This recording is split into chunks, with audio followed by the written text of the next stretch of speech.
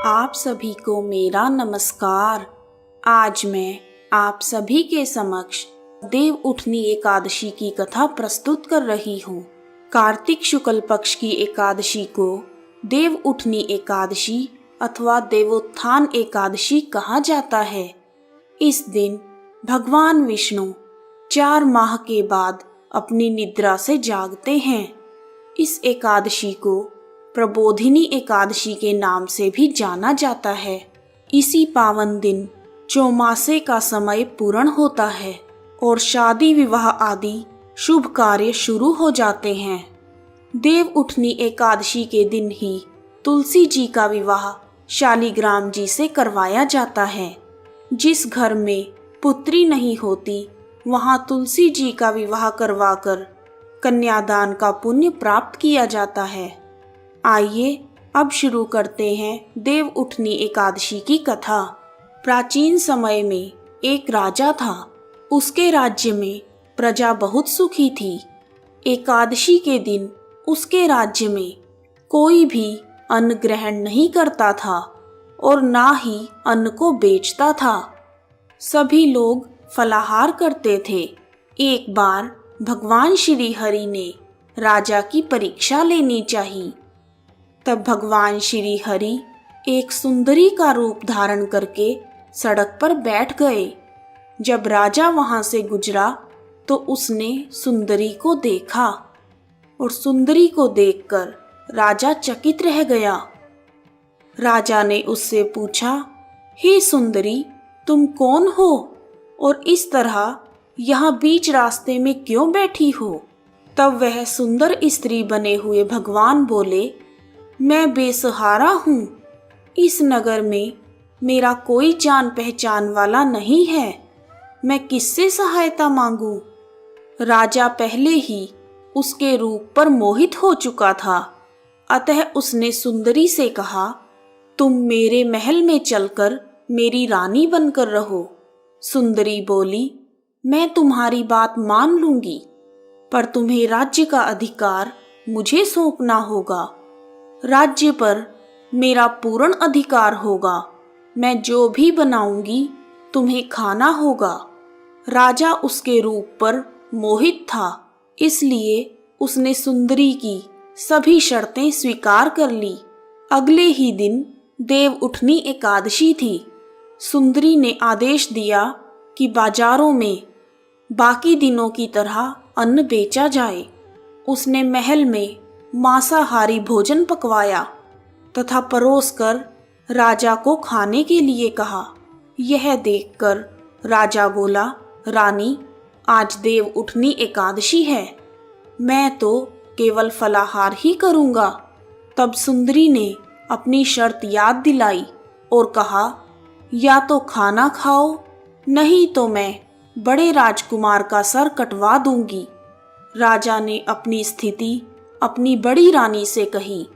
तब बड़ी रानी बोली, महाराज, धर्म ना छोड़ें, बड़े राजकुमार का सर दे दें। पुत्र तो फिर मिल जाएगा, पर धर्म नहीं मिलेगा। इसी दौरान बड़ा राजकुमार खेल कूद कर वापस आ गया। माँ की आंखों में आंसू देखकर राजकुमार ने अपनी माँ से रोने का कारण पूछा। तब बड़ी रानी ने अपने राजकुमार को सारी बात बताई। इस पर राजकुमार बोला, मैं सिर कटवाने के लिए तैयार हूँ। पिताजी के धर्म की रक्षा जरूर होगी। राजा दुखी मन से राजकुमार का सिर देने के लिए तैयार हो गया। तब रानी के रूप में भगवान विष्णु ने प्रकट होकर असली बात बताई और कहा, हे राजन, तुम इस कठिन परीक्षा में उत्तीर्ण हुए। भगवान ने प्रसन्न मन से राजा को वर मांगने के लिए कहा। तब राजा बोला, हे प्रभु, हमारे पास आपका दिया हुआ सब कुछ है। आप हम पर अपना आशीर्वाद बनाए रखें और हमारा उद्धार करें। उसी समय वहां एक विमान उतरा। राजा ने बड़े राजकुमार को राज्य सौंप दिया और विमान में बैठकर परम धाम को चला गया। हे विष्णु भगवान, जैसे आपने राजा का उद्धार किया, उसी प्रकार कथा सुनने वाले, पढ़ने वाले, हुंकारा भरने वाले सभी का भला करना, सब पर अपनी कृपा बनाए रखना प्रभु। इस प्रकार देव उठनी एकादशी की कथा पूर्ण हुई। आइए अब शुरू करते हैं देव उठनी एकादशी की पूजा विधि। देव उठनी एकादशी के दिन सूर्योदय से पूर्व उठकर स्नान आदि करके स्वच्छ वस्त्र धारण करने चाहिए। उसके बाद भगवान विष्णु का ध्यान करते हुए व्रत का संकल्प लें। घर की साफ सफाई के बाद आंगन में भगवान विष्णु के चरणों की आकृति बनाएं। उसके बाद एक ओखली में भगवान श्री विष्णु जी का चित्र बनाएं। जमीन पर गेरू अथवा खड़िया मिट्टी से देवी का चित्र बनाया जाता है। चित्र के सूखने पर उस पर कुछ फल, मूली, गन्ने, सिंघाड़े तथा बताशे रखकर उसे किसी परात अथवा बड़ी थाली से ढक दिया जाता है। रात के समय अपने पूजा स्थल और घर के बाहर दीपक जलाएं और घर के सभी सदस्य भगवान विष्णु तथा समस्त देवी देवताओं का पूजन करें। परात बजाकर देव उठने का गीत गाया जाता है। उठो देवा बैठो देवा, अंगुरिया चटकाओ देवा, नई सूत है नई कपास, देव उठाए कार्तिक मास।